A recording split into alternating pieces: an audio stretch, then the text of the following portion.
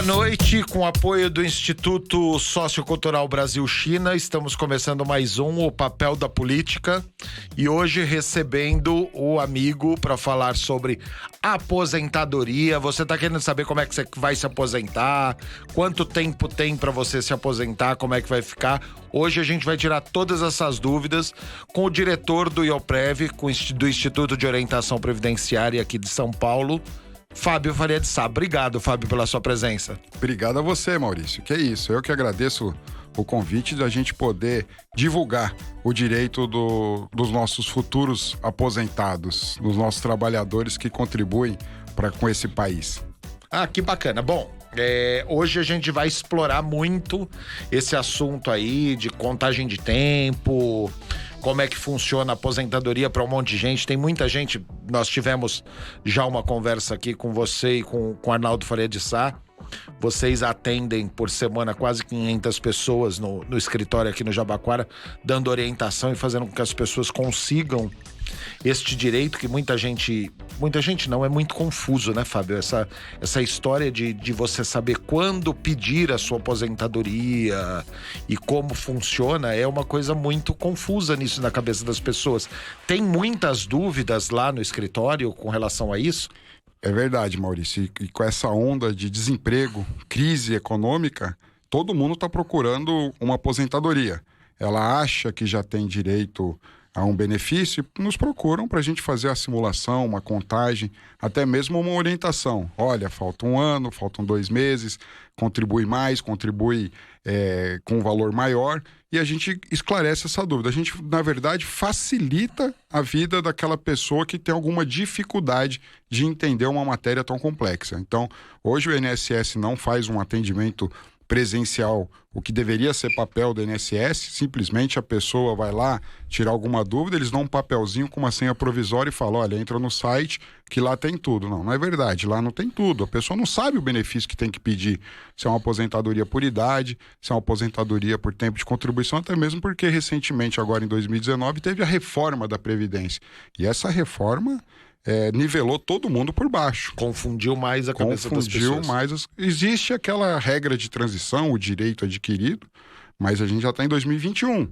Então tem muita gente que está perdendo tempo em se aposentar para ter um benefício melhor. O que acontece com o desemprego? A pessoa acaba pegando aquela aposentadoria com deságio, né? Com desconto de um fator ou até com uma redução maior, porque não tem como se sobreviver. Então, o governo tem uma parcela de culpa nisso, de não dar aquela facilidade. Existe a facilidade digital, porém, o sistema não é 100% alimentado. A gente tem pessoas que trabalhou em 64, 1970, que não está no cadastro ainda. Então, a gente tem que fazer essa inclusão. Então, a pessoa faz a contagem manual, deu, ok. Mas no sistema do INSS não está lá. Existe um cadastro do INSS? Eu, por exemplo, não tenho a menor ideia de onde está a minha carteira de trabalho, que eu sou funcionário público concursado desde os 20 anos. Uhum. Mas eu tive um registro na carteira aos 16, 17 anos, de 86, 88. Isso está em cadastro no INSS ou não existe isso? Se a empresa contribuiu, sim. Tá. De 76 para frente, quando foi informatizado, digamos assim, o INSS, todo vínculo trabalhista tem que constar lá. O que não consta caso a empresa não fez a contribuição ou não fez as declarações, obrigações acessórias na época, que era muito confuso e era papel ainda. Então você tinha que levar no INSS e protocolar. Se a contabilidade não fez isso na época, não vai ter. Mas se você tem a anotação na carteira, é uma prova fundamental que você elaborou e o INSS reconhece esse período todo. E vamos lá, eu vou começar com as minhas dúvidas e depois eu vou passar para as dúvidas que as outras pessoas acham que tem. Eu tô com 51 anos, tô com mais de 30 anos de serviço público, devo ter mais uns 3 anos de carteira, estou muito próximo aos 35 anos. Só que o INSS, além desse tempo de contribuição, ele me exige uma idade mínima para me aposentar. É isso? Eu queria que você colocasse didaticamente todos os quadros. Quando uma pessoa pode se aposentar de forma didática? Com a reforma da Previdência, deixou de existir a aposentadoria por tempo de contribuição. Tá. Agora só aposentadoria por idade. Mas não pode ser uma reforma que vai extinguir ou tirar os direitos daquelas pessoas que já começaram a contribuir muitos anos. Então foram criadas algumas regras de transição. Então a gente tem que voltar lá em 2019, fazer uma simulação naquela data, e o tempo que faltava para aposentar, no caso do homem, 35 anos, com 30 anos, no seu caso, faltaria 5 anos lá em 2019. 6 anos. 2019 faltaria 6 anos para dar. Isso. Para dar 35. Para dar os isso. 35. Então você tem que pagar um pedágio de 100% do tempo que faltava. Então eu teria que trabalhar mais 12 anos. Mais 12 anos. Consequentemente, a sua idade já vai ter atingida. Já vai dar 60 anos. A idade mínima, para a regra de transição, no caso do homem, se eu não falha a memória, é 58 anos. Na regra de transição. E na regra nova, como é que funciona? Com quantos anos o homem pode se aposentar? Anos. O homem só pode se aposentar com 65. 65 e a mulher? A mulher hoje, em 2021, o caso da mulher é diferente, Maurício. Porque a mulher se aposentava com 60 anos. Sempre foi assim. E na reforma elevou essa idade para 62. Mas é aquela pessoa que estava para fazer os 60 anos. Então, foi criada uma tabela progressiva, de 6 em 6 meses até chegar 62 anos. Nesse ano que a gente está, em 2021, a mulher precisa ter 61 anos. O ano que vem, 61 anos e 6 meses de vida. E lá em 2023, os 62 anos, aí nivela todo mundo. Entendeu? E precisa ter os 180 meses. 180 meses de carência é os 15 anos de contribuição. Tá, tem que contribuir num mínimo de 15 anos, e a mulher tem que ter 62 anos e o homem 65. Os novos filiados, após a reforma, no caso do homem, precisa ter 20 anos de contribuição. Então, a molecada que está entrando no mercado de trabalho posterior a 2019 vai ter que contribuir 20 anos. Tá, vai ter que contribuir 20 anos para poder conseguir se aposentar. E tem aquela regra de transição de pontuação, que era uma lei de autoria do então deputado federal Arnaldo Freire de Sá, que é a famosa regra 85-95. Então, essa regra foi utilizada nessa reforma para aquelas pessoas atingir uma pontuação mínima, que é a soma da contribuição com a idade. Então, tem o período mínimo de contribuição, 30 anos a mulher e 35 anos o homem, e a idade. Esse ano, se eu não me engano, está em 96 pontos para o homem e 86 para a mulher, alguma coisa assim. E aí entra a facilidade da regra de transição, porque não perde nada no benefício. É calculado em 100%. 100% do valor de contribuição. Da média de contribuição. Foi outra coisa que também mudou na reforma. Dos 15 ou 20 anos ou a média dos últimos 5? Uma média simples, desde julho de 94 até o pedido da aposentadoria. Soma-se tudo, divide pela quantidade de meses, tem uma média. Na nova aposentadoria, aquilo ali tributou em 60%. Então, se você tem R$2.000, você vai ter um deságio de 40%. Aí, para não ficar tão mal com a população, o que o governo aceitou em emenda parlamentar é acrescentar 2% a cada ano trabalhado. Tá. Entendeu? Então, uma pessoa, para ter de seus 100% na média, tem que atingir 60% mais 20 anos de contribuição. Então, se ela tiver 20 anos de contribuição, no mínimo 99% ela vai receber da sua aposentadoria. Tá, entendi. Fórmula de cálculo, né? Valor de benefício. Tá. É uma coisa muito complicada, né, Fábio? É complexa. Eu acompanho os seus vídeos e os vídeos do Arnaldo lá do atendimento do escritório, e eu vejo geralmente as pessoas muito surpresas quando vem o que tem a receber ou como tem a receber. Inclusive eu vi esse final de semana um vídeo de uma moça que recebeu R$12.000, que ela devia já ter algum tempo para se com direito de se aposentar, não se aposentava, e ela chorando. Esse caso foi bem legal. Legal assim, porque a gente conseguiu resolver. Com a pandemia, o servidor começou a trabalhar de home office. Então, existia uma fila na nuvem, uma fila fictícia. Então, o servidor ia puxando, ia cumprindo aquela tarefa ia caindo. E tinha benefício que dava para ser analisado em 20 minutos, estava demorando 10 meses, 11 meses, 9 meses. E quando saiu o benefício dela, retroagiu a DER, que foi a data da entrada do requerimento. Então, ela recebeu o salário mínimo por mês e retroagiu lá os seus 11 meses, praticamente. Então, por isso que ela vai receber... Ela acabou recebendo esse valor todo acumulado retroativo. E aí o governo aproveita para reter o imposto de renda. Se a pessoa estivesse recebendo, Maurício, um salário mínimo por mês, é isento de imposto de renda. Isento de imposto de renda até o final. Como ela recebe tudo de uma vez, 27,5. Entra nos 27,5. O que a gente facilita é, a gente combina com a pessoa, do outro ano, quando tiver no prazo de imposto de renda, procura o nosso instituto, a gente vai fazer a declaração do imposto de renda dela e restituir esse valor que foi retido, né? Foi retido momentaneamente. Então foi ali naquele valor alto que ela recebeu de acumulados e depois ela recebe com juros e correção, claro, no imposto de renda dela. O IOPREV, vocês têm 35 anos de atendimento dessas pessoas. Vocês têm um número de quantas pessoas vocês já atenderam, Fábio? A gente já tentou fazer esse cálculo, porque é assim, depende, próximo de reforma da Previdência, nosso atendimento dobra, que as pessoas começam a ficar desesperadas. Vou perder meu direito, e já tiveram praticamente 3 reformas da Previdência. Durante esses 35 anos, a gente nunca fez aquela divulgação em mídia para a gente atender. Sempre foi no boca a boca, né? Um indicando para o outro. Então, tinha época que a gente atendia por semana 100 pessoas, 90 pessoas. Hoje está numa média de 500 pessoas semanal. Então, a gente não consegue calcular a quantidade. Eu não consigo pegar o nosso cadastro lá, quase mais de 500 mil pessoas atendidas. É muito maluco isso. Porque não só Previdência, né? Hoje, como o IOPREV é sediada lá no escritório do vereador Arnoldo Fischer, a gente tem outras demandas. A gente faz ofício, vê se consegue atender, orientar. A população é desinformada, na verdade, né? Hoje a mídia, ela informa aquilo que beneficia os seus patrocinadores. Quem dá publicidade na televisão. E o necessário, a população hoje, apesar de ter mídia social, rede social, ter internet na palma da mão, mas muita gente não sabe nem como buscar essa informação e a gente está lá para facilitar. Bacana.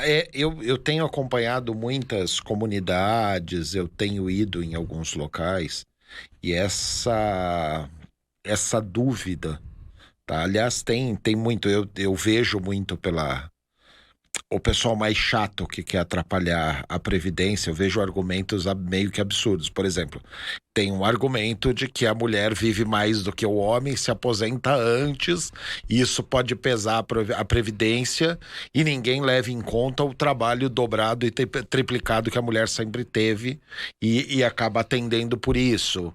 Tem muitas pessoas que se preocupam muito com a oneração da Previdência, porque dizem, existe uma lenda que eu não sei se é verdade, que a cada 4 funcionários da ativa sustentariam um aposentado. E, por exemplo, no município de São Paulo, como a conta é 1 para 1, todo mundo briga muito e não tem essa linha, e tem uma série de outras reformas, governo do estado, a mesma coisa. Agora, esse dinheiro que é recolhido, tá? Hoje, por exemplo, nós temos, chutar um número, temos 60 milhões de brasileiros na ativa, 20 milhões de aposentado. Este dinheiro que é retido pelo imposto pelo INSS, ele não deveria estar sendo aplicado e não deixado render juros de poupança para que isso conseguisse no mercado financeiro? É assim em todo país do mundo, não é? No Brasil, deveria ser assim também. Quando o INSS foi instituído, a finalidade era essa. Mas com o passar dos anos, Maurício, viu o caixa do INSS engordando muito. O INSS, hoje a Previdência, ou o Ministério da Economia, ele consegue pagar a aposentadoria de todo mundo, não nivelando por baixo o que eles querem fazer com o salário mínimo para todos.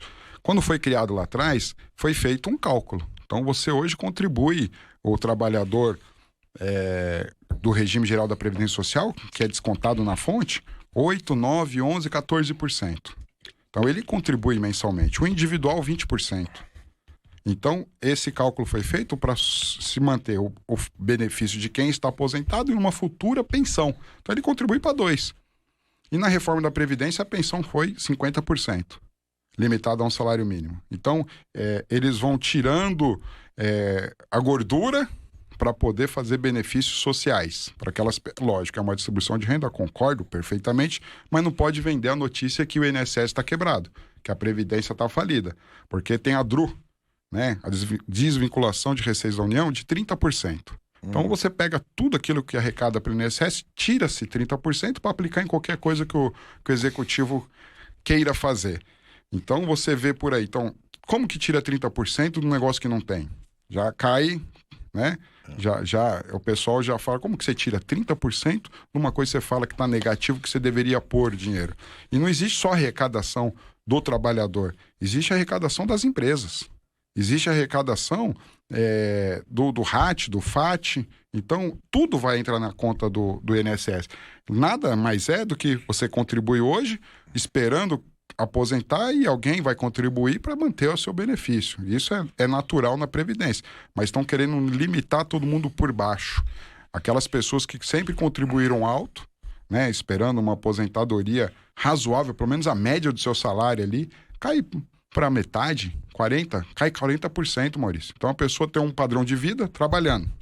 Se aposenta, 35 anos no caso do homem, 30 anos no caso da mulher, ela vai se aposentar para fazer o quê? Curtir a vida, sua aposentadoria, a melhor fase, né, que é a parte do idoso, e acaba pegando o seu rendimento para medicação, pagar conta e alimentar. Não vive a aposentadoria, tem que trabalhar.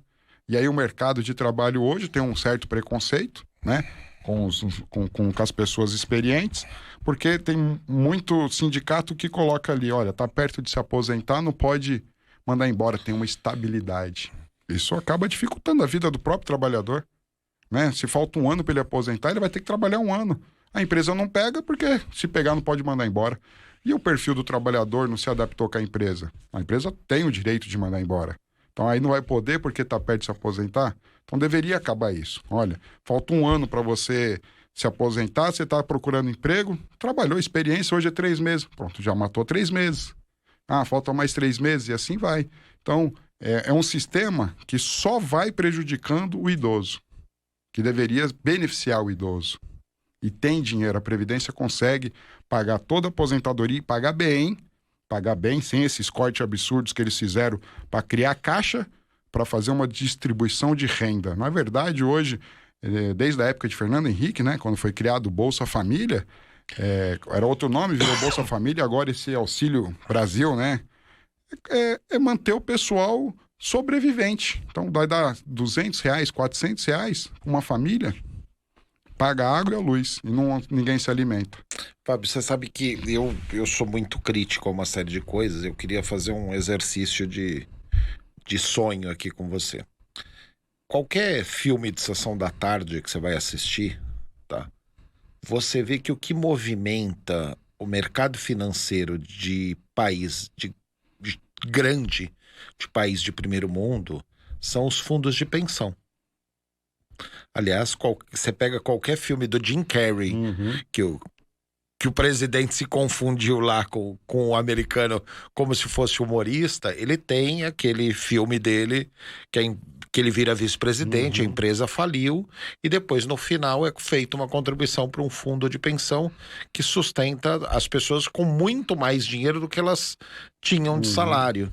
O que aconteceu? Onde falhou aqui que este dinheiro todo da Previdência não viraram fundos de pensão que poderiam comprar as empresas estatais que dão lucro, fazer gerenciamento através desses fundos de pensão e as pessoas aposentarem com muito mais do que elas sempre viveram para poder viver a velhice?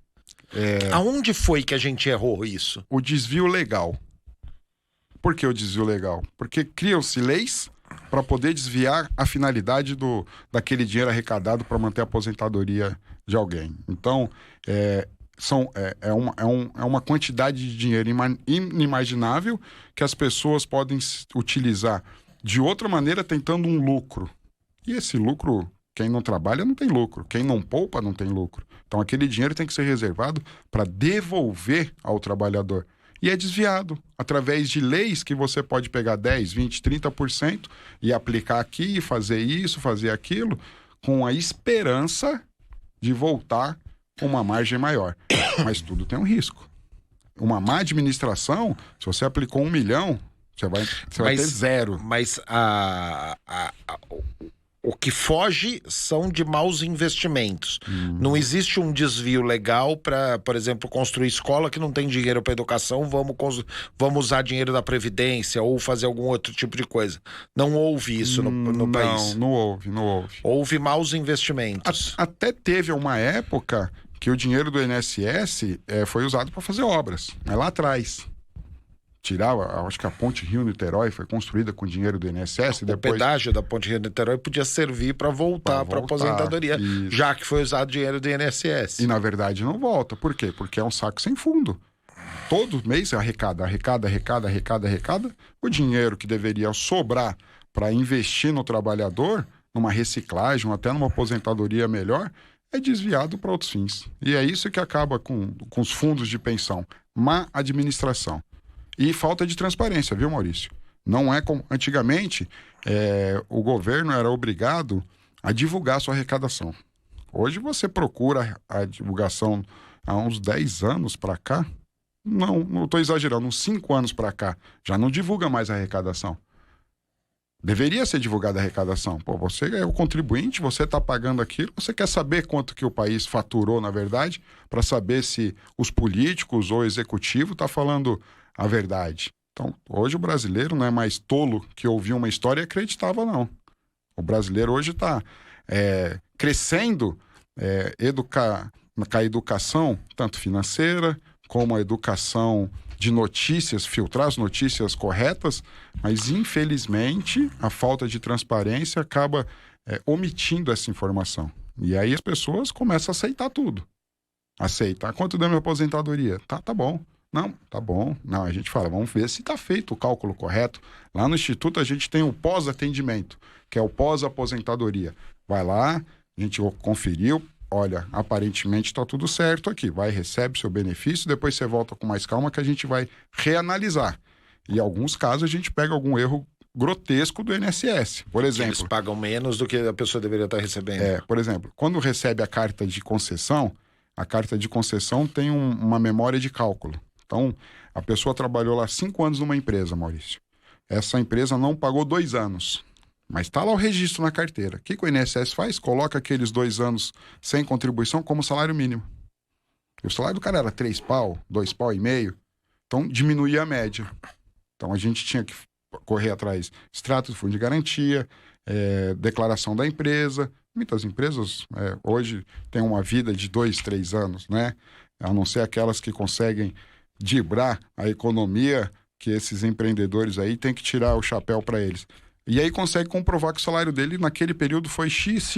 A gente faz o processo de revisão e aumenta a aposentadoria dele, porque cada salário baixo na carta de concessão, na memória de cálculo, diminui a aposentadoria. E a gente faz esse pós-atendimento. Então é um trabalho de formiguinha, a gente atende muita gente, mas a gente consegue, claro, com a ajuda da pessoa. A gente ajuda quem merece ser ajudado e quem quer ser ajudado. Porque lá é um trabalho social. Então a gente faz o beabá, né, e orienta a pessoa. Você tem que fazer isso. Se a pessoa faz aquilo que a gente orientou, a chance do êxito é 100%. Mas tem pessoas que não vai, faltou tal documento, não vai atrás.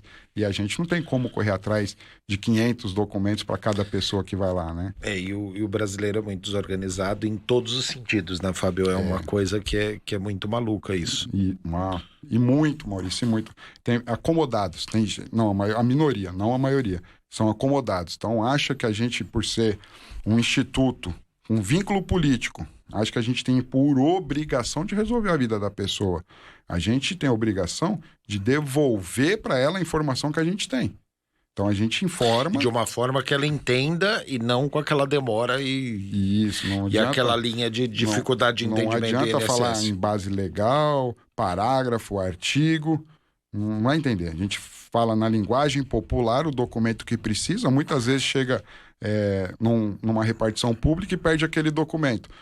O próprio servidor entende pelo apelido. Há um extrato, não sei o quê, mas tem um nome técnico. Só que a gente não precisa falar, porque a pessoa não vai chegar lá e não vai saber também.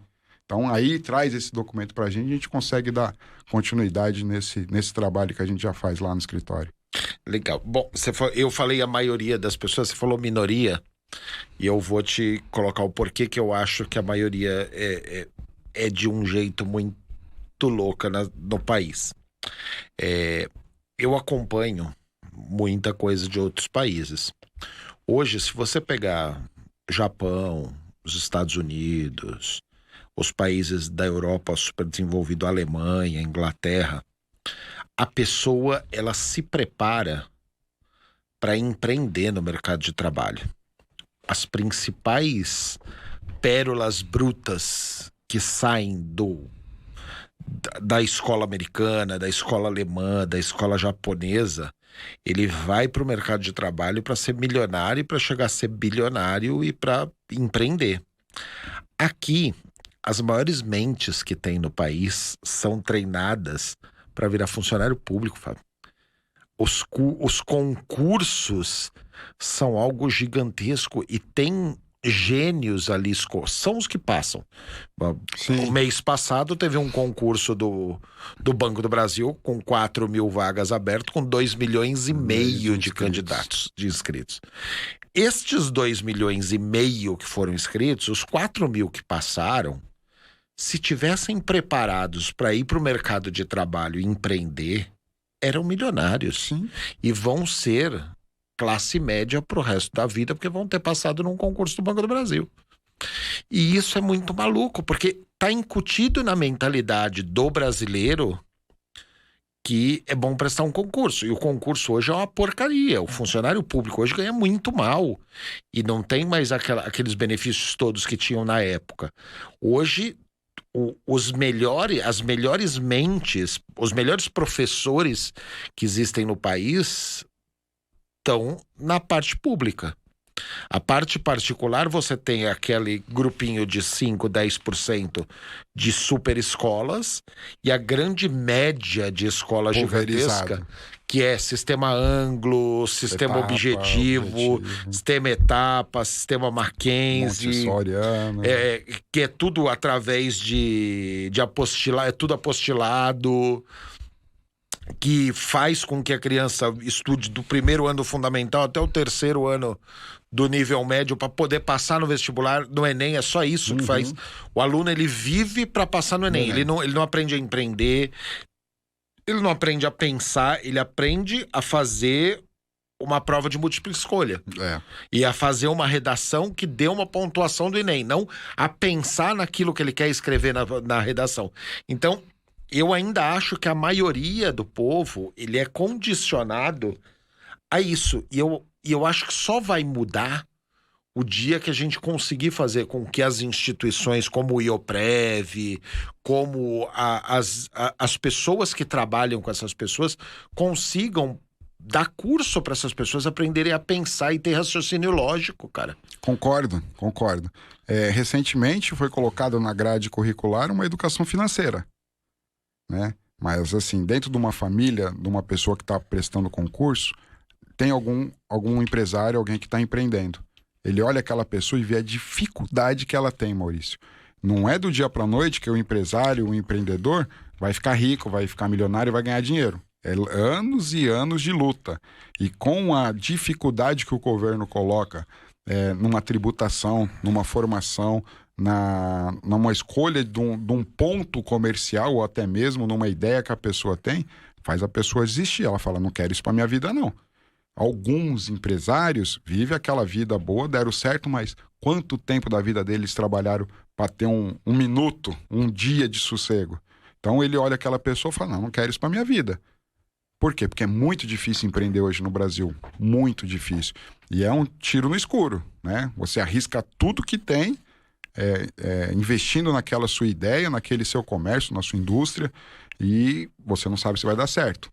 O concurso público já vende a ilusão da estabilidade, da calmaria, das férias. E que é o que ferra a vida da pessoa, porque existe... Eu como funcionário público, a frase que eu mais ouvia no funcionalismo é: não perca o seu cargo, porque é melhor pingar do que faltar. E a pessoa vive do pinga-pinga pro resto da vida. É um pinga-pinga pequeno, porque não é equiparado o salário do servidor com a iniciativa privada. Então, hoje, se você comparar um governador, vamos dizer assim, um governador, o salário do governador é como se fosse uma multinacional, uma grande empresa, O salário de um diretor, de um presidente, é 100 mil reais. O governador é 30 e poucos mil reais.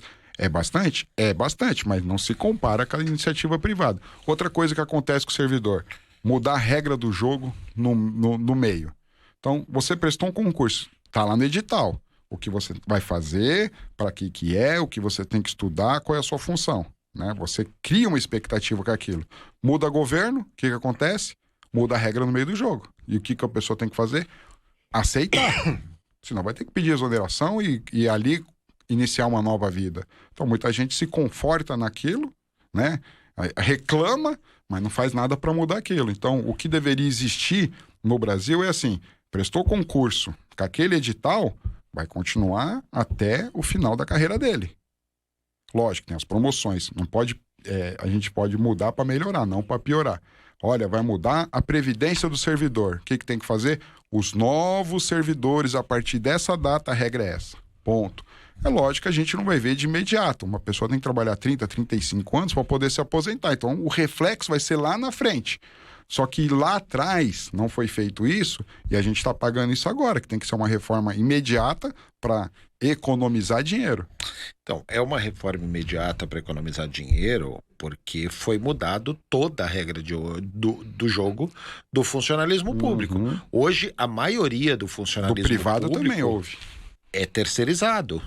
Eu lembro quando eu fui subprefeito de Itaquera, tá? Eu tinha uma sala. Quando eu cheguei, no primeiro dia que eu cheguei, tinha uma sala que o pessoal morria de medo de entrar naquela sala, que eram profissionais que eram motoristas e a frota foi terceirizada e o motorista não quis fazer um trabalho burocrático e ficou naquela sala. Operador de uma máquina que nem existe mais e não tem mais sentido. Colocavam na sala os funcionários que não serviam mais. Encostava, né? E ninguém fazia absolutamente nada. Eu comecei a fazer equipes daquilo, vi que o cara tinha vocação para fazer, o que ele gostava de fazer, e comecei a montar equipes para trabalhar em toda a subprefeitura. Mas todo lugar tem isso. Todo lugar. Todo lugar. Eu, quando assumi Itaquera, eu tinha 620 funcionários em 2014. Começo de 2014 eu tinha 620, 630 funcionários. Eu saí de lá, tinha 300. Hoje tem 170. Então. Estão todos aposentados, não foram abertos novos concursos. Entendeu? A parte administrativa do servidor público, porque quando falam em servidor público, todo mundo fala nos altos salários, auxílio paletó, auxílio moradia. Isso daí só tem numa pequena parcela do judiciário. Sim. Não tem mais em lugar nenhum. Aliás, a população é tão mal informada que se você entrar hoje em qualquer grupo que fala mal de político, ele acha que o político se aposenta com 8 anos de político. Com 2 mandatos. E isso acabou em 88. É verdade. Nós estamos em 2021 e as pessoas ainda não sabem que foi alterada uma regra que político se aposenta com 2 mandatos. Ele tem que contribuir. O tem político os também. 35 anos. Se ele ficar 35 anos como deputado... Ele vai ganhar o salário de deputado. Ele vai ganhar o salário de deputado, mas porque ele ficou 35 anos contribuindo. Contribuindo com aquele salário dele. Com aquele salário Diferente da iniciativa privada, Maurício, que a pessoa ela tem um mínimo e um máximo para pagar. Você pega um dirigente de uma grande empresa, vamos supor um salário de 10 mil reais. Ele não vai pagar o INSS sobre 10 mil reais. Ele vai pagar o INSS sobre o teto, 6.800, 6 mil e pouquinho. Ele vai contribuir sobre aquilo. É aquele valor que vai entrar na média dele para ele aposentar. Se ele não fizer uma previdência privada ou poupar para a sua terceira idade, ele vai passar necessidade, vai passar sufoco. Porque uma pessoa que ganha hoje um salário razoável, ele cria um padrão de vida razoável. Né? Tenho amigos assim. Diferente daquele trabalhador ou do prestador de serviço que está fazendo no setor, no público, que está ali com aquele salário mediano de R$ 1.500, R$ 1.400. Então, a média do salário hoje, né, desse pessoal é esse, só que tem um desconto do INSS. Então, já tira lá 100 e poucos reais. Então, a pessoa, quando vai se aposentar, pega um salário mínimo, acha que está lindo. Né? E, na verdade, hoje o salário mínimo ele é desfasado, ele não acompanhou a nossa economia. Claro, aumenta o salário mínimo, aumenta o salário de todo mundo hoje e vai ter uma inflação, mas o pessoal vai gastar mais. Ninguém vai poupar. Quem que poupa? Ganhando R$ 1.500, quem que vai poupar? R$ 2.000, quem que vai poupar? Vai gastar cada centavo, ainda vai ficar devendo no cartão esperando que a fatura atrase para não chegar. E assim vai o Brasil. E é uma ideia que a gente tem que mudar. Tem que plantar agora, fazer mudanças agora, para futuramente colher. Plano Real, 94. Todo mundo tava lá, dólar 1 por 1. Quem não queria o dólar hoje 1 por 1? Mas, infelizmente, não vai acontecer. Né? A desvalorização do real é por culpa da política que vem ser feita desses últimos anos. Não só a política, como a credibilidade dos nossos governantes, né? Porque Sim. cada bobagem que fala lá fora, o pessoal reflete. Tira uma parte do dinheiro aqui de dentro. Se sou investidor estrangeiro, falou uma besteira, é meu dinheiro que está em risco. Eu não vou investir, atrapalha a economia. Né? E quem paga a conta é o pobre, que é o consumidor, que está lá na feira, que está lá no sacolão, que está lá no açougue, gastando comprando sua mistura, e não sobra nada no final do mês para ele fazer um churrasquinho ou fazer uma diversão, comer uma pizza, comprar uma roupa. Não tem mais isso, Maurício. A gente atende muita gente da periferia lá no Instituto, a gente vê, a gente acaba perguntando um pouco da vida da pessoa para saber quem a gente está atendendo também, né? Porque lá é voltado num trabalho social. Então, tem gente que tem condições de pagar um contador, um advogado, fazer sua aposentadoria, não precisa procurar a gente, mas tem gente que não tem condições, não sabe fazer, e se tirar ali 1, 2 meses de benefício, tem muita gente que cobra, está trabalhando normal, a pessoa não vai conseguir passar esses 2 meses. Então a gente faz uma investigação social para saber se a pessoa pode ser atendida lá pela gente. Então a gente acaba escutando essas coisas que acaba deixando a gente um pouco sensibilizado, né? E a gente vai conhecendo o dia a dia das pessoas e a gente sabe que é difícil. Mas... E essas pessoas têm o raciocínio lógico do que elas estão passando e o que precisa ser feito para fazer a mudança, Fábio? Não tem, Maurício. Essa semana, eu vou te contar uma passagem do meu Twitter. Eu tenho um parente meu que estava indignadíssimo essa semana porque o governo está tentando taxar a energia solar. Que absurdo! Como se o sol fosse o político que deu. Aí me perguntaram, falaram, pô, você viu essa postagem? Não é sacanagem? Eu falei, eu acho que as pessoas pobres têm mania de criticar quando o rico vai pagar imposto. Que hoje quem gasta dinheiro para fazer todo uma rede de captação solar para não pagar a energia elétrica é quem tem muita grana. O investimento é alto. O investimento é gigantesco. Quem está trabalhando, gerando receita na energia solar é quem tem muita grana. E aí o que acontece? O cara tem uma fazenda, ele conseguiu colocar na fazenda dele, gastou seus $500 mil, a energia toda da fazenda dele é solar, e ele tá achando um absurdo que o governo vai taxar aquilo porque ele tá 100% sem pagar energia elétrica. Agora, para ele ir até o mercado e voltar, ele passa numa rua com energia elétrica de poste. Uhum. E quem paga aquilo é quem não tem o dinheiro para fazer energia elétrica na casa dele. Quem paga aquilo é o cara, é o pobre da classe baixa que tá pagando a sua conta com bandeira vermelha, tá? E tá pagando a sua conta com bandeira vermelha porque não tem a estrutura elétrica do país, mas ele tá reclamando e brigando muito porque o rico não tá sendo taxado mais. Essa falta de raciocínio é muito louca, Fábio. Porque hoje nós temos pessoas que deveriam estar pagando muito imposto e que não pagam, e quando o governo fala em taxar esse imposto dessas pessoas, todo mundo grita. É verdade. Mas é assim, no caso da energia solar, o que deveria ser feito, na minha opinião, é fazer, quando ele investisse nas placas solares, colocar uma sobra de 1 a 2% do consumo dele para devolver para a rede elétrica. Não precisa pagar um imposto. Mas ele tem que colocar uma sobra de 1 ou 2% daquela energia que ele produz e não usa, devolver para a rede elétrica para consumo de uma iluminação pública e assim por diante. Mas não existe legislação, é uma coisa tão cara para se fazer que a demanda é pouca. Então, para que discutir isso? Daqui pode ser 10 anos, pode ser comprar um painel solar por R$100 e iluminar a sua casa toda. Mas hoje em dia não é assim. Por que a gente não pode pensar hoje, lá na frente? E baratear isso? Porque hoje só quem está fazendo isso é quem é bilionário. Os ricos não estão conseguindo fazer. É só quem tem muita grana. E a manutenção é cara. A manutenção é muito cara. É muito cara a manutenção. Então, na informação, a pessoa só vê o dia a dia dela. Ela não vê o dia a dia das outras pessoas. A gente fala que o Brasil é muito grande, mas as pessoas vivem naquele círculo no bairro dela, não sai dali. Sabia? Uma vez eu atendi uma mulher que falou que nunca tinha andado de metrô. Uma senhora já. Eu falei, tá bom, não, porque sempre ficava ali no bairro dela, consumia ali, não sei o quê. Um dia a filha pegou para levar no nosso escritório para fazer aposentadoria, não conhecia outro bairro, morando há 20 anos em São Paulo. Imagina a informação que essa pessoa vai ter. Desconhece, não tem uma vida social, digamos assim, ativa.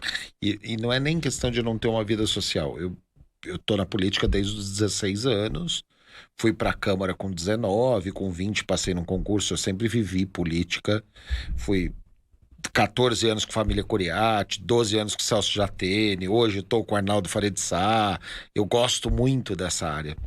E eu vi durante toda a minha vida a discussão sobre escolas de samba.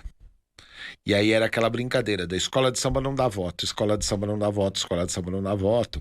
E eu sou de escola de samba. Não é que a escola de samba não dá voto. É que a escola de samba, as pessoas da escola de samba são as mesmas pessoas de tudo. De tudo. O cara que tá dentro da escola de samba, ele não tem o grupo do trabalho, ele tem o grupo da escola de samba. Ele vai, trabalha e volta, e ninguém sabe quem ele é no trabalho dele. Ele não tem o grupo do clube, porque o clube dele é a escola de samba. Ele vai viajar, ele não vai viajar com a família, ele vai viajar com o grupo da escola de samba. Ele vai fazer um churrasco de final de semana, é o grupo da escola de samba, cada hora num canto. E dá muito voto, só que dá o mesmo voto. Sim.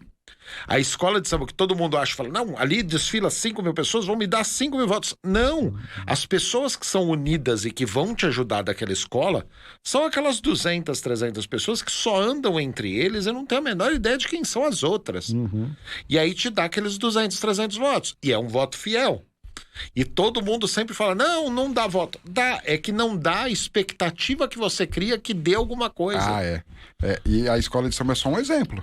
Exemplo. Tem o pessoal do futebol, tem o pessoal do ciclismo, então as pessoas são as mesmas, indiferente do hobby dela, digamos assim. Então, é na política que a gente tem que planejar o futuro. Não adianta hoje você fazer política imediatista, pensando daqui 2 anos, numa eleição daqui 2 anos. Então, a população tem que tomar ciência disso, Maurício. Você, como está na política mais tempo do que eu faço a política social, a política de via única, sem a contrapartida. Então, se a gente não pensar, a população não tiver consciência disso, hoje em dia ela consegue consultar todo mundo, pesquisar no celular, né? Coloca o nome da pessoa, não precisa ficar bitolada em receber uma indicação ou alguma coisa assim. Pesquisa a vida da pessoa. Então, qual que é o trabalho dela? Qual que é o pensamento dela? Bate com o meu? Vou apoiar. Não bate? Não vou apoiar. Então, isso é uma democracia. Né? Você já ocupou alguma presidência de empresa pública, alguma diretoria de empresa pública? Nunca tive cargo público, a não ser no Exército, né? Eu fiz o serviço militar obrigatório, fiz no Centro de Preparação de Oficiais da Reserva aqui em Santana de São Paulo e depois fui servir em Pirassununga e depois em Brasília. Olha só, perto da região da Grande Santa Rita do Passa Quatro, que minha família era de lá. Pirassununga, a famosa Fábrica 51, né? A cachaça. Cachoeira de Emas. Pirassununga tem Cachoeira de Emas, que é muito mais legal que a fábrica da 51. O único cargo público, mas completamente diferente dos outros, né? Então, isso é muito maluco, Fábio. Você é parente e trabalha com um dos políticos mais influentes do país dos últimos 30 anos. O Arnaldo Faria de Sá foi deputado federal constituinte. Terceiro secretário. Pegar a Constituição, o nomezinho dele tá secretário. Foi secretário de governo do prefeito de São Paulo. Ocupou vários locais e é muito... Você sabe que eu tenho muito orgulho de ter feito parte do time da família Coriati, do Celso Jatene, tá? Que você não enxergava filhos em diretorias indicados pelo pai, nem nada disso. E é muito maluco. Hoje as pessoas preferem ao invés de um representante político que optou pela função pública do voluntariado, instruindo as pessoas, orientando as pessoas para conseguir o seu direito a se aposentar, tá? Eles preferem optar por aquele que não faz porra nenhuma na vida e vai ocupar um cargo porque não tem mais o que fazer da coisa. O pai encaixa ele ali, depois ele vira vereador, o pai encaixa ele ali, depois ele vira deputado. Infelizmente é assim, Maurício. E isso a gente precisa conseguir informar as pessoas que tem gente que tá na política que poderia ter ocupado cargo de presidente de empresa, tá cheio da grana de dinheiro público e optou por fazer um trabalho voluntário, optou por fazer um trabalho de empreendedor na sua vida particular para conseguir estar ali preparado para um dia assumir um cargo público. É uma história bem legal assim, porque eu dedico dois dias da minha vida por semana ao social. Então, quinta-feira à tarde e sábado de manhã. Então, ali todos os meus colaboradores sabem que eu não vou passar aquele horário e aquele dia em alguma loja, porque sabe que eu vou estar me dedicando, mas eles sabem onde vão me encontrar. Então, a gente vai fazendo, acaba gostando, acaba sendo até por osmose, e a gente vai se envolvendo e sentindo a necessidade de continuar aquele trabalho. Então, a gente não tem pagamento, não tem salário ali, e o que é gratificante pra gente é receber um muito obrigado, um abraço, e Deus te abençoe pelo que você fez por mim. E um sorriso. O sorriso e o olho quando brilha, não tem o que fazer. É assim, a gente tem pretensões de entrar na vida pública, mas eu tenho que organizar bem a minha vida privada, né? Que a gente vem do comércio, da contabilidade, a gente vem trabalhando de domingo a domingo há anos, estudando. Então são coisas que a gente fala, a própria família fala, para que isso, né? Mas uma família de político já sabe como que é a política boa, Maurício, né? É aquela que trabalha mesmo, não é aquela que deu quinta-feira, acabou a sessão, só aparece na terça e daqui 4 anos vamos me preocupar com a eleição. Eu gosto de falar isso lá quando eu faço abertura no Instituto, que a gente não faz política de 4 em 4 anos. O que tem de 4 em 4 anos são eleições. Política se faz todo dia. E a política boa. É a política de orientar, de ajudar. Claro, como a gente trabalha com legislação, muitos não vão ter direito. E a gente tem que falar na cara dela, olha, falta 1 ano. Não, falta 1 ano. Continue trabalhando, continue contribuindo e volto daqui 1 ano. A gente atendeu uma pessoa lá recentemente, de 12 anos atrás. Ela estava com 40 e poucos anos, nunca tinha contribuído. Nunca. Falou, começa a pagar quando você completar os 60 anos, que na época era 60 anos, você volta aqui que a gente vai te aposentar. Dito e feito. Atrasou 1 ano por causa da reforma da Previdência, que ela teve que esperar os 61 anos. Eu vou lá e aposentou. 12 anos depois. Ela foi pagando. 12 anos depois ela foi lá. Não sabia se ia estar aberto. E estava aberto. Por uma tradição de atendimento e fazer o bem às pessoas. Em 2018, o deputado federal não se reelegeu deputado federal nas eleições de 2018. Teve lá 85.213 votos, alguma coisa assim. Isso, 85. E não parou de atender a população. Porque não tem o cunho político na obrigação. Ali é uma missão dele. E só não se elegeu porque saiu por um partido mais difícil, né? Porque a coligação, todos as outras, se ele estivesse na coligação do PTB, que era o partido anterior dele, ele estava eleito. Eleito, e ainda levava mais 1 no coeficiente, né? Então, mas são coisas que a vida ensina para testar a pessoa. E ele foi testado e continuou atendendo todo mundo de quinta e sábado. E quando veio a eleição para vereador em 2020, ele foi convidado, né? Para ser vereador, porque ele estava ocupando o cargo de subprefeito do Jabaquara. Todo mundo sabia que ele era o vereador do Jabaquara, ele era o deputado do Jabaquara, ele era o presidente do Jabaquara e assumiu o cargo certinho. E ele falou, vamos, aceita esse desafio e acabou se elegendo a vereador aqui na capital. Então são coisas que a gente vê em outros políticos, não acontece. Perdeu a eleição, fecha o escritório. Olha aquele trabalho que ele tinha com a bandeira dele, né? Então, Fábio, eu conheço outros políticos do porte do Arnaldo que não aguentaram.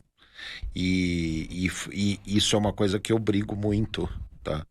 Porque em nome da nova política, você elege um monte de ladrão, pilantra, tá? Com discurso de nova política, e você deixa de fora pessoas que sempre foram honestas, sérias e têm um trabalho desenvolvido. Vou dar o exemplo para você. Coronel Ferrarini.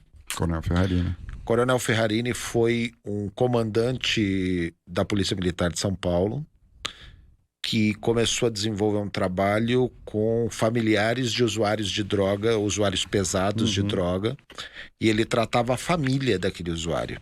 Ele fez um trabalho muito bacana enquanto deputado. Começou porque no batalhão dele tinha eu conheço a história, ele tinha um policial que era alcoólatra, e ninguém conseguia fazer com que aquele profissional fosse um bom policial. Ele começou a tratar aquele profissional alcoólatra, foi como comandante da Polícia Militar, foi fazer psicologia para entender como é que funcionava a cabeça do funcionário dele, do PM dele, que era viciado em álcool.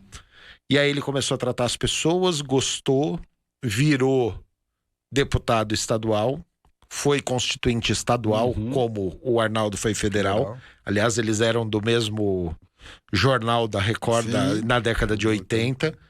E ele virou deputado estadual, votou na constituinte estadual. Na constituinte estadual, ele não acreditava que o político deveria se aposentar como político. Ele tinha o direito de se aposentar como político, ele abriu mão da aposentadoria dele de político, e ele só recebia aposentadoria como policial da rota, policial militar.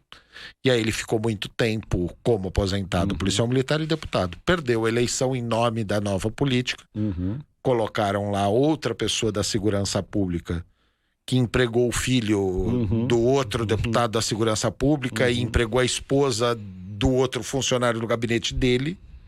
E ele ficou fora de qualquer mandato, nunca mais ganhou a eleição. E tiraram uma pessoa que era considerada da antiga política, que era séria, honesta, tinha um trabalho na área de abraçar as pessoas, os familiares de usuários, e colocaram lá um pilantra ladrão que está fazendo esquema na Assembleia Legislativa. Tá? Alguns. Então, isso é muito maluco. Quando eu vejo um Arnaldo, um Curiatti, um Ferrarini, que não tem denúncia nenhuma e que tem um trabalho que você olha e fala, porra, o cara construiu isso, olha, o cara fez isso. Sair da política para assumir alguém que não serve para nada, e não só, né, nessas coisas. Quando eu vejo no PT, tem o Devanir, hoje eu estava conversando com um cara, quando você vê o Devanir Ribeiro fora da Câmara, da Câmara Federal, e não vou citar o nome que eu citei hoje de manhã, mas tem outro deputado federal que é um pilantra, que não serve para nada, do mesmo partido. Porque o partido investiu mais no outro, porque é pilantra, do que no outro que era sério, que era o caso do Devanir. É a tal da renovação direcionada, né? E piorada. A gente sabe que foram 32 anos como deputado federal, o Arnaldo Faria de Sá. Se você puxar os projetos de lei aprovados, muda o dia a dia de muitas pessoas que vai estar ouvindo a gente aqui, Maurício. Então você tem pessoas, mas já está com uma certa idade, precisa de uma renovação. Mas com a tecnologia que a gente tem hoje, os idosos estão antenados, viu? As pessoas de idade sabem muito bem o que está acontecendo dentro de um baile funk, dentro de uma crise familiar, por causa da droga, do álcool. Então as pessoas vão trabalhar para legislar, para fazer o bem daquelas pessoas. E a pessoa que está entrando no lugar ali, ela entra com a visão daquela política de quê? Favorecimento pessoal ou partidário. Fábio, você e o Arnaldo, independente de estar num cargo, estar num posicionamento ou não, vocês atendem 500 pessoas por semana, conversam com as pessoas e vão até os lugares que estão os problemas. Vou fazer uma ressalva, posso? Eu, o vereador Arnaldo e nossa equipe. E a equipe, mas você tem isso. A equipe da Janaína Pascoal não sai do Twitter. É o atendimento digital. É um atendimento de Twitter. Ela escreve o que ela pensa, nem interagir com quem escreve ali, e ela teve 2 milhões de votos. Ela teve uma expressão nacional no impeachment da Dilma, né? Então viram nela Na ali... loucura do impeachment da Dilma, porque ela era... Aliás, ela só teve a expressão nacional porque casaram com a música do AC/DC, um discurso dela que era muito próximo, e ela virou um ícone porque ela assinou lá o impeachment e virou um ícone por causa das posturas estrambólicas. Teve a chance, ok, virou uma figura política, agora tem que ver o que tá fazendo também, para ver se continua. Escrevendo no Twitter. Então, é aquilo, passa a mão na linha, ela não acredita em emenda parlamentar, o que significa que ela não foi para nenhuma das cidades que ela teve voto para meter uma emenda para reformar uma escola. Ela não vive a realidade do problema das pessoas. Isso não é política. Outra coisa, Maurício, quando a gente fala em emenda parlamentar, o deputado recebeu de emenda 100 mil reais. O que a pessoa não sabe é que não é o deputado ou o senador que está recebendo aqueles 100 mil reais. Ele foi liberado 100 mil reais para ele destinar para alguma cidade, para alguma área da saúde, educação, segurança pública, infraestrutura.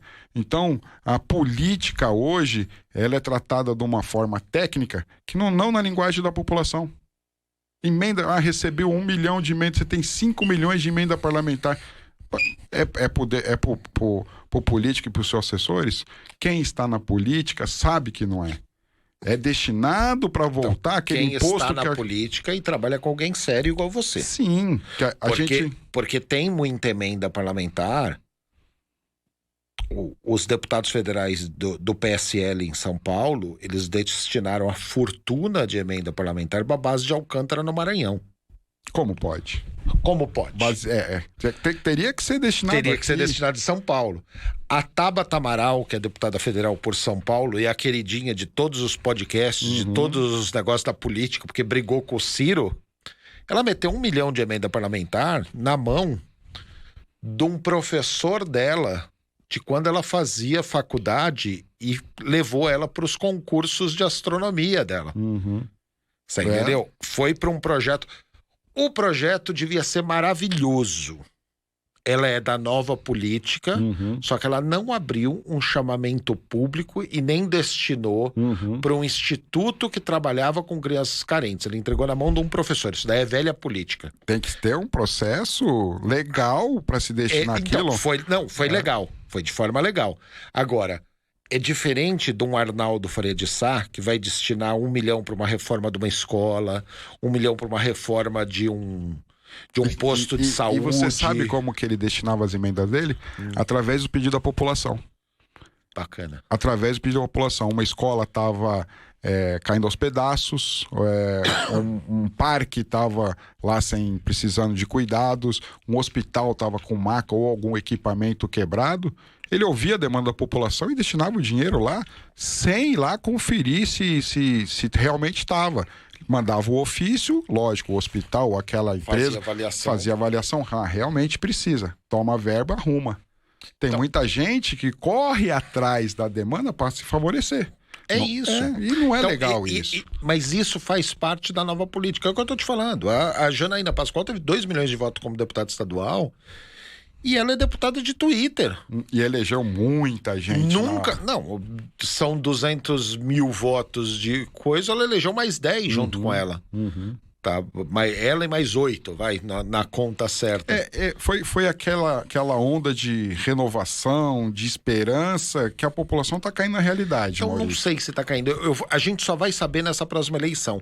Agora, nós temos deputados sérios e que desenvolvem problemas sérios para ajudar a saúde, a educação, a cultura, o esporte. E nós temos deputados da nova política que trabalham no Twitter. Sim. Que trabalham na rede social, no Instagram. É a mídia mais barata, fala o que quer, não vai ter aquela censura por ser um parlamentar, e a pessoa que está lendo aquilo vai acabar acreditando. Ao invés dela tratar um assunto local em um assunto pontual, Maurício, ela está tratando um assunto da TV. Você foi subprefeito da Moca. E de Itaquera. Você sabe como funciona a máquina pública. Eu não tenho noção dessa parte administrativa. Eu tenho noção da parte política. A gente só vai conseguir fazer alguma coisa quando o executivo e o legislativo se unir. É verdade. Fazer um conjunto habitacional na beira daquele córrego que os barracos estão caindo, que não tem infraestrutura, não tem saneamento básico, mas é fazer moradia com estrutura, com uma creche, com uma UBS. E enquanto não houver isso, Maurício, esquece. Vai continuar tudo na mesma coisa. É verdade, você precisa dessa união e principalmente você precisa de cabeças pensantes, não da nova política, da antiga política, da política boa. Da política boa. A pessoa é a política boa e a política ruim. Esse negócio da nova política precisa mudar. Precisa entrar o pessoal da política boa para falar, espera, eu sigo esse exemplo e aqui na política boa tem aquele deputado que tem 6 mandatos, mas que não tem um escândalo de corrupção e fez um trabalho bacana e a região reconhece ele como um deputado bacana.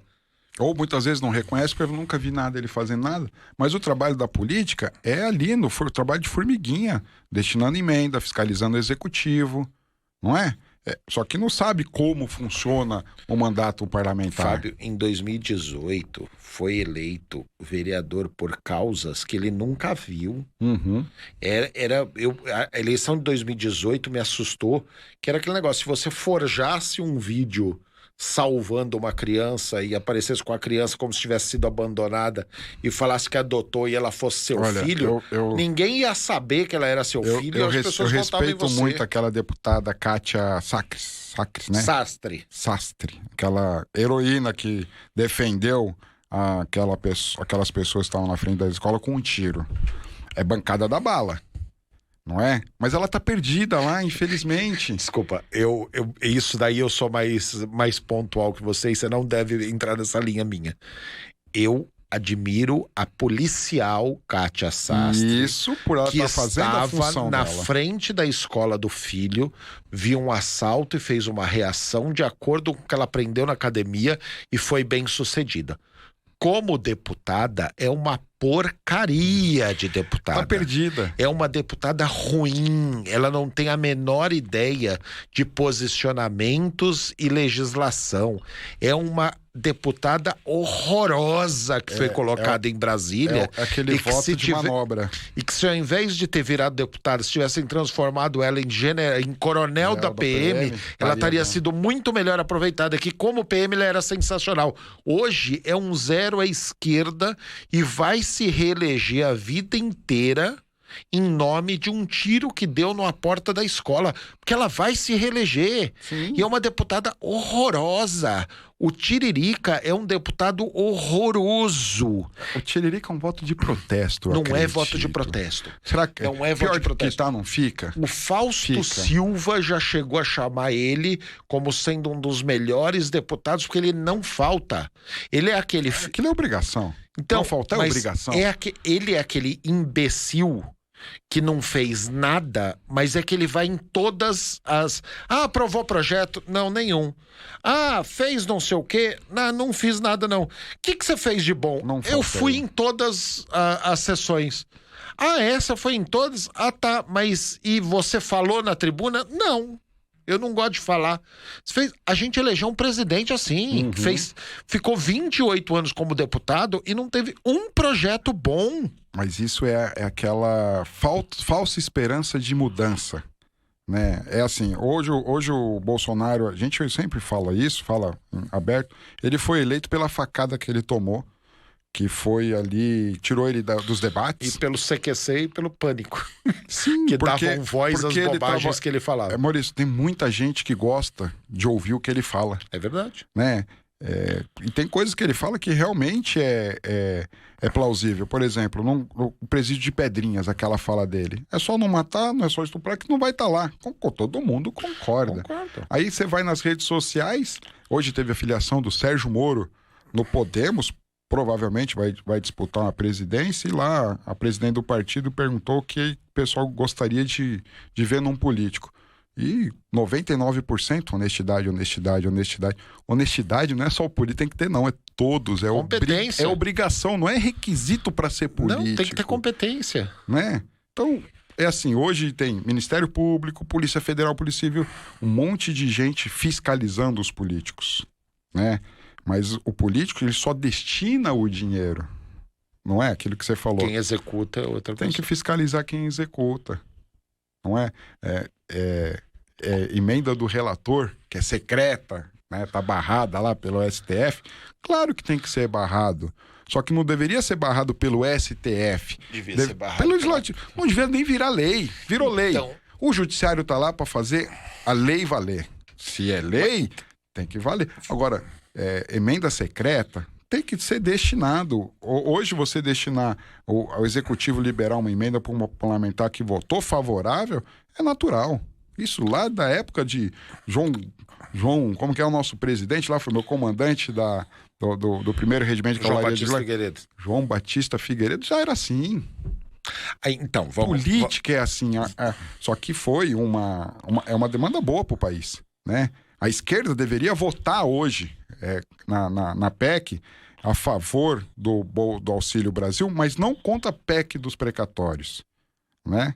Tá tirando de uma pessoa para pagar outra. Que política é essa? Então, é que você sabe que é a falta do raciocínio lógico que eu te falei. Vamos explicar.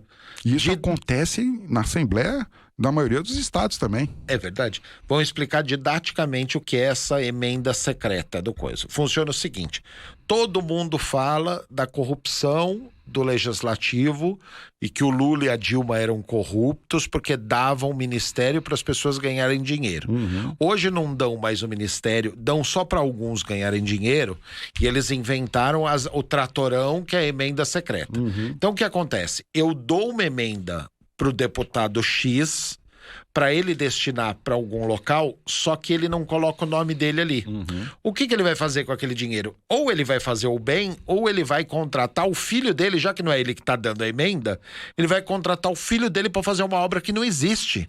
O que deveria ser proibido. O que é proibido? Não, o que é proibido quando é emenda é nominal. Nominal. Quando a emenda é secreta, ninguém sabe quem deu. Quem tá executando, dane-se quem tá executando. O cara que tá executando, ele tá pondo metade no bolso, é o dinheiro, é um mensalão que não existe mais. Porque ao invés de você dar o dinheiro por fora em dinheiro, você tá entregando em dinheiro público pra voltar e depois. O cara tá voltando pro bolso. E sendo secreto, ele pode contratar o filho. Quando a emenda... Mandou lá pra prefeitura, mas já direcionado. Quando é emenda nominal, ele é obrigado a colocar numa... O problema é maior quando essa empresa não executa e fica com o dinheiro. Lógico que não. Meu Deus do céu. Você acha que a emenda é secreta, o pessoal tá executando. O pessoal executa quando é emenda nominal, que o nome do cara tá escrito lá na placa. Mas aí quem tá lá na ponta recebendo esse dinheiro tinha que ser preso. No mínimo. Vai ser. Tem que ser. O ano que vem vai ter chuva de cadeia. Tem que ser, porque também. Assim, hoje todo mundo fala, paga imposto, paga imposto, paga imposto. Hoje fala da gasolina, porque a gasolina tá um absurdo, e fala do imposto da gasolina. Mas aquele imposto não volta, Maurício. Você vai em alguns países, a pessoa acaba sendo tributada em 50% do salário. 50%. Paga e paga feliz, porque não precisa... Volta. Porque volta. Não precisa tem segurança, tem uma educação razoável, tem uma saúde razoável que ele vai ser atendido, não precisa ficar 6 meses esperando uma consulta médica. E o SUS é rico. O SUS hoje, o Sistema Único de Saúde, ele é um plano de saúde que qualquer país queria ter, porém é mal administrado. Então, faz com que as pessoas fiquem desacreditadas, faz sonegar e faz criticar. Com razão. Se o imposto não volta para aquele fim, o que a pessoa vai pagar imposto? Por isso que o nome já é imposto, né? Obrigatório. Só que tem imposto em cadeia da produção, imposto no transporte, imposto na distribuição e imposto no consumo. Não é? A carga tributária no país hoje deveria ser menor e simplificada para fazer, que nem a gente volta no começo da nossa conversa, de vez a pessoa procurar um concurso público, procurar empreender. Isso geraria muito mais a nossa economia, geraria emprego, né? Hoje você pega um empresário que abre qualquer portinha, 2 funcionários trabalhando. Fábio, se o imposto fosse gradual, tá, as pessoas não sonegavam. Você pega uma montadora de veículo, se ela pagasse 10%, caso produza 20% da capacidade de produção, ela paga 10%. Se ela estiver produzindo 50% da capacidade de produção, ela paga 20%. Se ela produzir 100% da capacidade de produção, o imposto tem que cair. Não tem que Por quê? aumentar. Porque ele vai ter que diminuir o valor do carro para vender, para produzir mais, para pagar menos imposto. Você sabe que a minha formação é contabilista, né? Eu tenho meu escritório de contabilidade e tenho diversos clientes lá de diversos segmentos. Indústria, comércio e serviço. Eu como contador, eu sei que a pessoa faturou. Quando vou mandar uma guia de imposto para a pessoa pagar, eu automaticamente vejo a pessoa me xingando lá do outro lado do WhatsApp ou do e-mail. Porque, olha, é um absurdo que se paga de imposto. Hoje, um empresário, ele tem um sócio, que é o governo, que ganha mais que o próprio empresário. Se a pessoa, Maurício, for colocar na ponta do lápis, é melhor ser funcionário público. Dependendo do montante que você tem de venda, você vai acabar ganhando igual um funcionário seu de anos lá, tem de salário alto. Então, desestimula o brasileiro a não ser aqueles loucos que vive, que nasceu para empreender, que vai arriscar, que vai fazer e vai até um dia dar certo. Mas tem muita gente que desiste no meio do caminho. Então eu vejo lá os meus clientes o quanto sofrem para manter a empresa, né? Assim, claro, a gente faz a filtragem da legislação, então ele não precisa se preocupar com a burocracia, que é o contador ou o advogado que vai fazer isso. Mas na hora de pagar lá o seu DARF, sua área de ICMS, agora mudou a guia de arrecadação da Receita Federal, ele podia estar empregando 10 pessoas a mais. Né? Produzindo, gerando, consumindo e gerando imposto. Bom, Fábio, estouramos aqui o Posso nosso dar o endereço do nosso Aliás, instituto? não só pode, eu queria que você fizesse um convite às pessoas que têm dúvida. Você que tem dúvida com relação à aposentadoria, contagem de tempo, saber se você consegue se aposentar ou se não consegue se aposentar. Qual regra de transição aquela pessoa que assinou a carteira faz 15, 20 anos e nunca recolheu. Como é que faz tudo isso? Só comparecer no nosso Instituto de Orientação Previdenciária, o OPREV, fica ali pertinho do metrô Jabaquara, na Avenida Engenheiro Geórgico Bizer, 1127. Desceu no metrô Jabaquara, desceu a Rua Jequitibás, 2 minutinhos a pé tá lá. E para quem quiser mais informações sobre o nosso atendimento, o telefone é o 11 50 15 0500. A gente atende quinta-feira a partir das 14 horas e aos sábados a partir das 9 horas. Então, a gente faz lá uma seleção primária, que é aquele filtro de demanda, coloca em ordem de chegada, né? E para a gente poder fazer o atendimento. Então, a gente costuma atender todo mundo, né? Então, quando a casa está muito cheia devido à pandemia, a gente está fazendo todos os protocolos sanitários de distanciamento social. Então, a gente está limitando um pouco esse atendimento, até mesmo do nosso tamanho de capacidade lá, mas a gente consegue atender todo mundo que nos procura e a gente está chegando já a mais de 1.500 atendimentos por mês. Então, é só ir lá, não precisa agendar, vai ser atendido com o maior amor e carinho pela nossa equipe de advogados. Inclusive, queria mandar um abraço aqui para o doutor Márcio Coelho, que é o presidente do nosso instituto e dá todo o suporte jurídico lá pra gente. E é o nosso sempre vereador, deputado Arnaldo Faria de Sá, que está lá, todo atendimento. Nosso mestre é o que a não ser quando tem gente. sessão, ele se ausenta, mas quando ele pode, ele está lá atendendo e olhando a gente, fiscalizando, na verdade, se a gente está atendendo todo mundo direitinho. Bacana. Bom, estamos encerrando aqui mais o Papel da Política, com o apoio do Instituto Sociocultural Brasil-China. A gente vai terminando aqui, agradecendo todo mundo, e eu vou tomar liberdade para o pessoal da edição colocar endereço, tudo isso do IOPREV, para que as pessoas possam acompanhar durante todo o pronunciamento. Obrigado, Fábio Faria de Sá. Abraço, Arnaldo Faria de Sá, e vamos continuar até o próximo. Boa noite para todo mundo. Obrigado, Maurício. Boa noite.